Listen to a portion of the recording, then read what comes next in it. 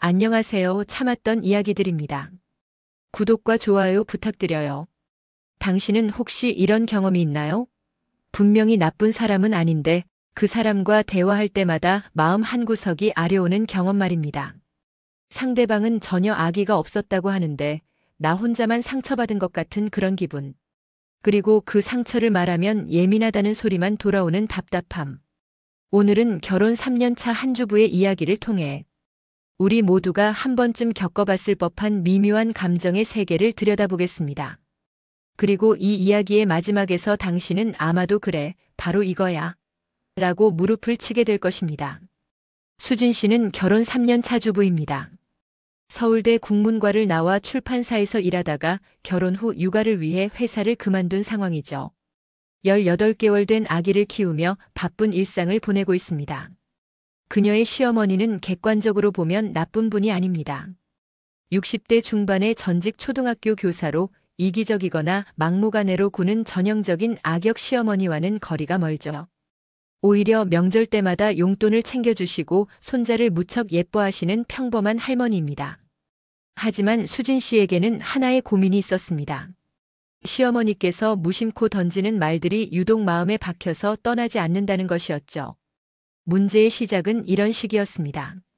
어느 토요일 오후 수진 씨는 아기 때문에 정신없는 와중에도 시댁에 드릴 반찬이 있어서 잠깐 들렀습니다.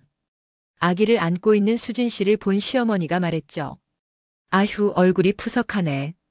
애 보느라 힘들어도 관리는 좀 하지. 주름 생겨서 늙어 보인다. 수진 씨는 그 순간 온몸이 굳었습니다. 새벽 3시에 일어나서 아기 수유하고 기저귀 갈고 이유식 만들고 빨래하고 거울을 제대로 볼 시간도 없이 하루하루를 버텨내고 있었는데 그런 말을 들으니 갑자기 눈물이 핑 돌았습니다.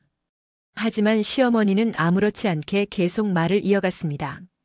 요즘 여자들은 다 그렇더라.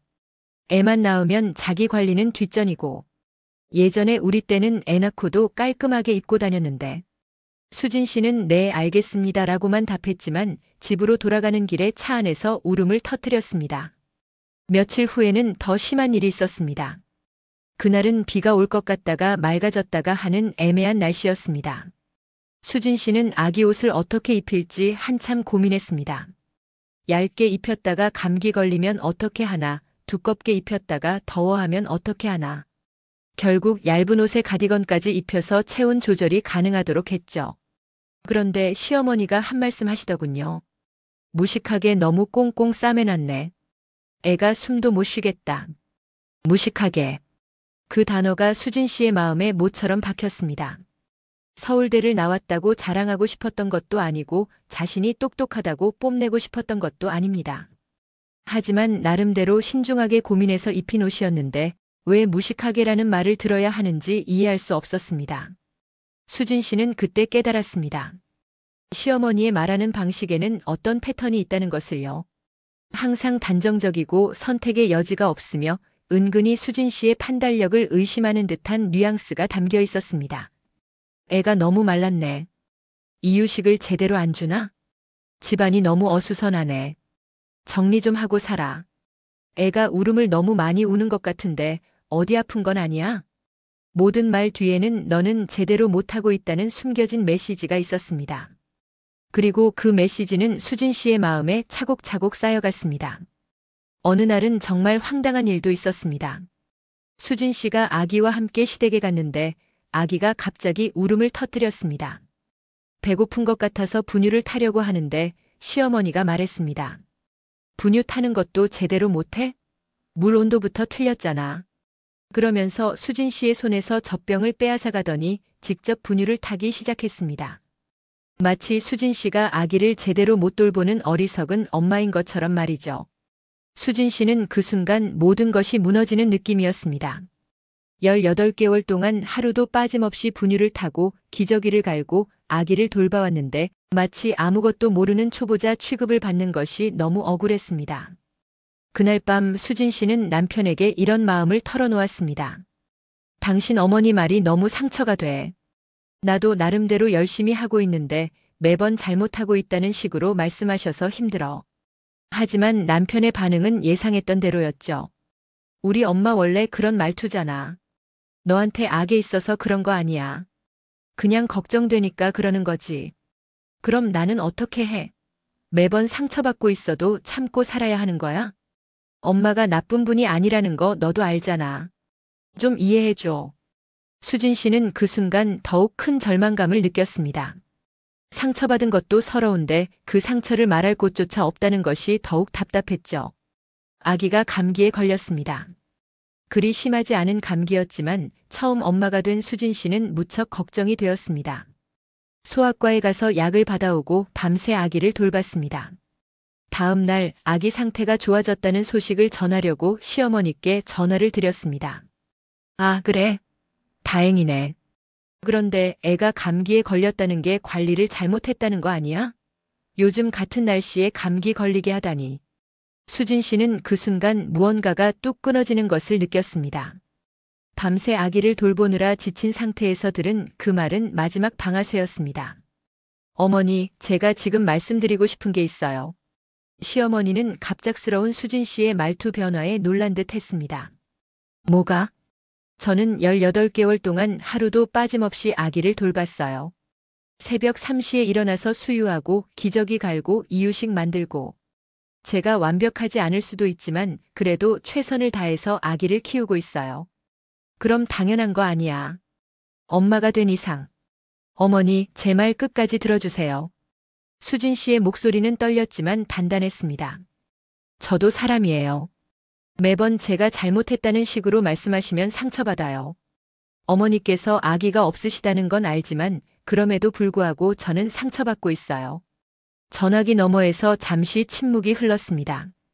그리고 한 가지 더 말씀드리고 싶은 게 있어요. 저는 제가 좋은 엄마가 되려고 정말 노력하고 있어요. 완벽하지 않을 수도 있지만 그래도 아기를 사랑하고 최선을 다하고 있어요. 그런 저를 조금은 인정해 주셨으면 좋겠어요. 수진 씨는 그 말을 하고 나서 한동안 떨렸습니다. 평생 누군가에게 이렇게 직접적으로 자신의 감정을 표현해 본 적이 없었거든요. 특히 시어머니에게 말이죠. 시어머니는 한참 후에야 말했습니다. 내가 그렇게 말했나? 네, 어머니. 내가 말하는 습관이 좀 그런가 보네. 미안해. 이것은 수진 씨가 3년 동안 시어머니로부터 들어본 첫 번째 사과였습니다. 물론 그 한 번의 대화로 모든 것이 완전히 바뀌지는 않았습니다. 하지만 확실히 달라진 것이 있었습니다. 수진 씨는 자신의 감정을 표현할 수 있다는 자신감을 얻었고 시어머니도 자신의 말하는 방식을 조금씩 돌아보기 시작했습니다. 그 사건 이후 수진 씨와 시어머니 사이에는 미묘한 변화가 시작되었습니다. 며칠 후 시어머니가 먼저 전화를 걸었습니다. 수진아, 아기는 어때? 네, 많이 좋아졌어요. 그래, 다행이다. 그리고 저번에 내가 말한 거 기분 나빴으면 미안해. 수진 씨는 그 말을 듣고 눈물이 났습니다. 사과를 받아서가 아니라 시어머니가 자신의 마음을 이해하려고 노력하고 있다는 것이 느껴져서였습니다. 어머니, 괜찮아요. 저도 제가 너무 예민했나 싶어서 고민했어요. 아니야, 너 말이 맞아. 내가 말하는 버릇이 좀 그랬나 봐. 앞으로 조심할게. 이 대화 이후 시어머니의 말하는 방식이 조금씩 바뀌기 시작했습니다. 여전히 간섭하는 것은 마찬가지였지만 적어도 수진 씨의 기분을 생각해서 말하려고 노력하는 것이 느껴졌습니다. 아기가 좀 말라 보이는데 이유식을 바꿔볼까? 집안 정리가 좀 힘들어 보이네. 내가 도와줄까? 아기가 많이 우는 것 같은데 어디 아픈 건 아니야? 같은 내용이지만 전과는 달리 비난하는 톤이 아니라 걱정하는 톤으로 바뀌었습니다. 그리고 수진 씨의 판단을 무시하는 것이 아니라 함께 해결책을 찾자는 뉘앙스가 담겨 있었습니다. 수진 씨도 달라졌습니다. 시어머니의 말에 무조건 위축되는 것이 아니라 자신의 의견을 조심스럽게 표현하기 시작했습니다. 어머니, 저는 이렇게 생각해요. 아, 그런 방법도 있네요. 한번 해볼게요. 어머니 말씀이 맞는 것 같아요. 그런데 이런 방법은 어떨까요? 작은 변화였지만 그 변화는 두 사람 사이에 새로운 관계를 만들어갔습니다. 몇 주 후 수진 씨는 시어머니와 단둘이 차를 마실 기회가 있었습니다. 남편과 아기가 잠시 외출한 사이 두 사람은 처음으로 진솔한 대화를 나누게 되었습니다. 수진아, 저번에 내 말 듣고 많이 생각해봤어. 네, 어머니. 내가 너무 잔소리가 심했나 봐. 사실 내 성격이 원래 그래. 남편한테도 그렇게 말하고 아들한테도 그렇게 말하고. 시어머니는 잠시 멈춘 후 계속 말했습니다. 그런데 내가 상처받는다는 걸 생각 못했어. 그냥 걱정이 돼서 말한 건데 그게 너한테는 비난으로 들렸구나. 수진 씨는 그제야 시어머니의 마음을 조금 이해할 수 있었습니다. 정말로 아기가 없었다는 것을, 그리고 자신 나름대로의 방식으로 걱정을 표현한 것이었다는 것을 말이죠. 어머니, 저도 미안해요. 제가 너무 예민했던 것 같아요. 아니야, 너 말이 맞아. 내가 말하는 방식이 문제였어. 앞으로는 더 조심할게. 그리고 시어머니는 조금 더 솔직한 이야기를 했습니다. 사실 나도 처음에는 시어머니한테 그런 말 많이 들었어. 그때는 정말 힘들었지. 그런데 나도 모르게 그런 말투가 몸에 배었나 봐. 아, 그러셨구나. 그때는 참을 수밖에 없었어. 며느리가 시어머니한테 뭐라고 할 수 있는 세상이 아니었거든. 그런데 너는 나한테 솔직하게 말해줘서 고마워. 수진 씨는 그 말을 듣고 또 다른 깨달음을 얻었습니다. 시어머니도 한때는 자신과 같은 처지의 며느리였다는 것을, 그리고 그 상처가 무의식적으로 자신에게 전해졌다는 것을 말이죠. 어머니, 앞으로 뭔가 기분이 상하거나 힘든 일이 있으면 서로 말해요. 참고 있지 말고요. 그래, 좋은 생각이야. 이 대화 이후 두 사람의 관계는 완전히 달라졌습니다.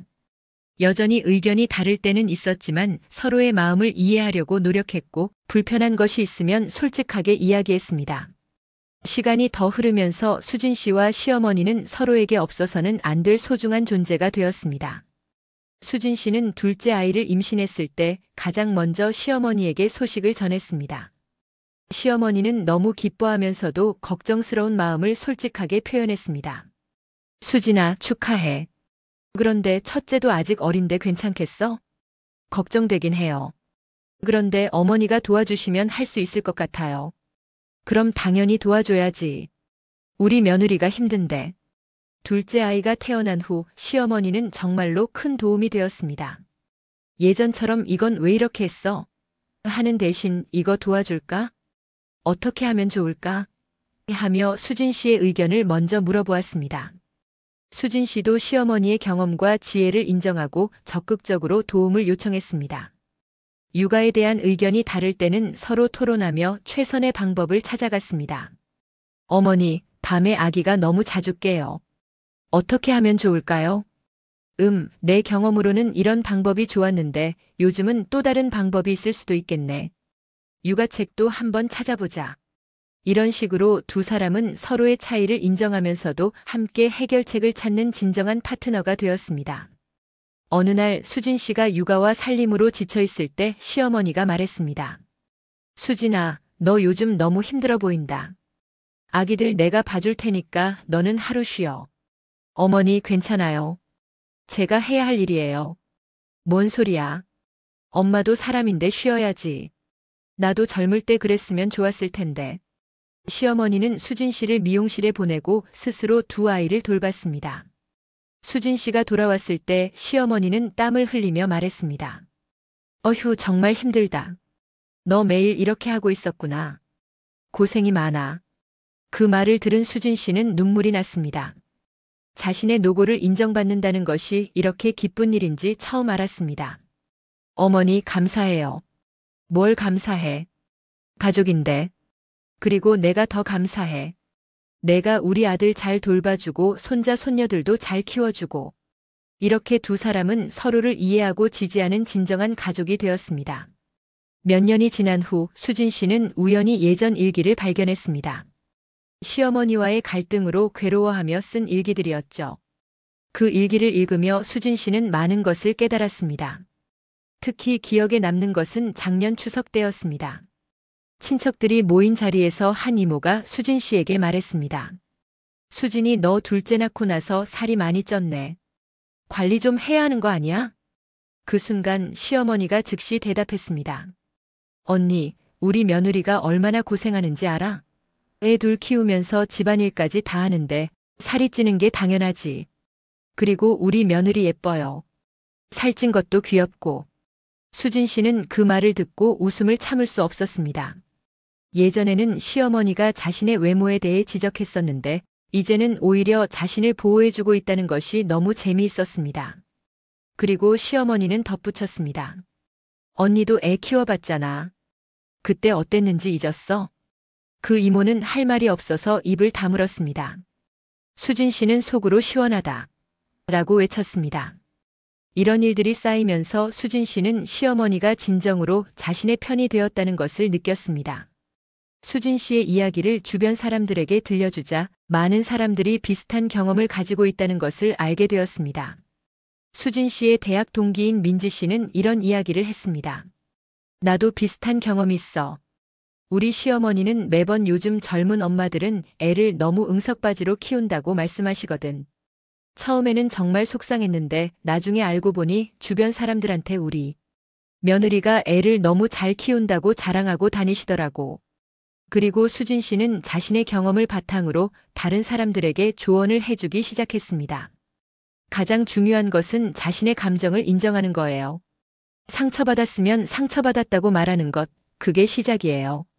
그리고 상대방도 변할 수 있다는 희망을 포기하지 마세요.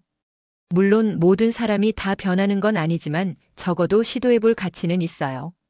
무엇보다 남편의 역할이 중요해요. 남편이 중간에서 완충 역할을 해주면 많은 문제가 해결될 수 있어요. 실제로 수진 씨의 남편도 아내의 이야기를 들은 후 많이 변했습니다. 예전에는 우리 엄마 원래 그래라고만 했지만 이제는 적극적으로 중재 역할을 하고 있습니다. 엄마, 수진이가 이렇게 느낀다고 하는데 조금 더 부드럽게 말씀해 주시면 안 될까요? 수진아, 엄마 말씀도 나름 경험에서 나온 거니까 한번 들어보는 것도 좋을 것 같아. 이런 식으로 양쪽의 마음을 이해하고 전달하는 역할을 하고 있습니다. 현재 수진 씨와 시어머니는 정말 좋은 관계를 유지하고 있습니다. 물론 완벽하지는 않습니다. 여전히 의견이 다를 때가 있고 서로 기분이 상할 때도 있습니다. 하지만 이제는 그런 갈등이 생겼을 때 어떻게 해결해야 하는지 알고 있습니다. 이제 수진 씨의 첫째 아이가 6살이 되었습니다. 아직 멀었지만 수진 씨는 가끔 생각합니다. 나중에 이 아이가 결혼하면 어떤 시어머니가 되어야 할까? 수진 씨는 자신의 경험을 바탕으로 몇 가지 다짐을 했습니다. 첫째, 며느리를 한 사람의 독립적인 인격체로 존중하겠다는 것입니다. 아무리 좋은 의도라도 상대방이 불편해한다면 그 방식을 바꿔야 한다는 것을 배웠습니다. 둘째, 내 경험이 절대적이지 않다는 것을 인정하겠다는 것입니다. 시대가 바뀌면 육아 방식도 바뀌고 살아가는 방식도 바뀝니다. 내 방식을 강요하지 않겠다는 다짐을 했습니다. 셋째, 며느리의 마음을 먼저 헤아리겠다는 것입니다. 조언을 하기 전에 지금 이 상황에서 며느리가 어떤 기분일까? 를 먼저 생각해 보겠다는 것이죠. 시어머니도 비슷한 생각을 하고 있었습니다. 어느 날 수진 씨에게 말했습니다. 수진아, 나 요즘 생각해 보니까 우리 딸이 시집 가면 나는 어떤 시어머니가 될까 싶어. 어머니는 분명히 좋은 시어머니가 되실 거예요. 그럴까? 나는 너 덕분에 많이 배웠어. 며느리가 얼마나 힘든지, 어떤 말이 상처가 되는지. 우리 딸 시어머니에게는 미안하지만 우리 딸한테는 절대 그런 말 안 할 거야. 수진 씨는 그 말을 듣고 미소를 지었습니다. 이렇게 세대를 거쳐 지혜가 전해지는 것이구나 싶었습니다. 그리고 시어머니는 덧붙였습니다. 그런데 우리 아들은 어떨까? 나는 아들한테도 말해놨어. 나중에 결혼하면 부인 편을 들어야 한다고. 엄마가 잘못했으면 엄마한테 말하고 부인이 힘들어하면 도와주라고. 수진 씨는 그 말을 듣고 정말 많은 것이 달라졌다는 것을 느꼈습니다. 단순히 자신과 시어머니의 관계만 개선된 것이 아니라 다음 세대를 위한 지혜까지 만들어진 것이었습니다. 수진 씨의 이야기를 통해 우리는 많은 것을 배울 수 있었습니다. 가장 중요한 것은 용기였습니다. 불편한 상황을 참고 넘어가는 것이 아니라 용기를 내어 자신의 감정을 표현하는 것. 그것이 모든 변화의 시작이었습니다. 두 번째는 소통의 힘이었습니다. 서로 다른 세대, 서로 다른 성격의 두 사람이 진심으로 대화했을 때 얼마나 큰 변화가 일어날 수 있는지를 보여주었습니다. 세 번째는 상호 존중이었습니다. 자신의 방식만이 옳다고 주장하는 것이 아니라 상대방의 입장을 이해하고 존중하는 것. 그것이 진정한 관계의 기초였습니다. 혹시 지금 수진 씨와 비슷한 상황에 있는 분들이 계시다면 이런 말씀을 드리고 싶습니다. 여러분의 감정은 소중합니다. 아무리 상대방이 악의가 없었다고 해도 여러분이 상처받았다면 그 상처는 실제하는 것입니다. 그 감정을 예민함으로 치부하지 마세요. 하지만 동시에 상대방도 완전히 나쁜 사람은 아닐 수 있습니다. 그들 나름의 방식으로 관심을 표현하고 있을 수도 있고 단지 표현 방식이 서툴렀을 수도 있습니다. 가장 중요한 것은 용기를 내어 대화하는 것입니다. 쉽지 않은 일이지만 그 용기가 모든 것을 바꿀 수 있습니다. 수진 씨의 이야기는 단순히 시어머니와 며느리의 이야기가 아닙니다. 이것은 서로 다른 사람들이 어떻게 이해하고 사랑하며 함께 살아갈 수 있는지에 대한 이야기입니다. 완벽한 관계는 없습니다. 하지만 서로를 이해하려는 노력과 진심, 어린 소통이 있다면 어떤 관계든 더 나은 방향으로 발전할 수 있습니다. 오늘 수진 씨의 이야기를 들으며 용기를 얻으셨기를 바랍니다. 그리고 여러분도 자신만의 아름다운 관계를 만들어 나가시기를 진심으로 응원합니다. 관계는 하루아침에 만들어지지 않습니다. 하지만 한 걸음씩 한마디씩 쌓여가는 진심이 결국 기적을 만들어낼 것입니다. 다음에도 일상 속에서 마주하는 다양한 감정과 관계에 대한 이야기로 여러분을 찾아뵙겠습니다. 오늘 이 이야기가 여러분의 삶에 작은 변화의 씨앗이 되기를 바라며 여기서 인사드리겠습니다. 감사합니다.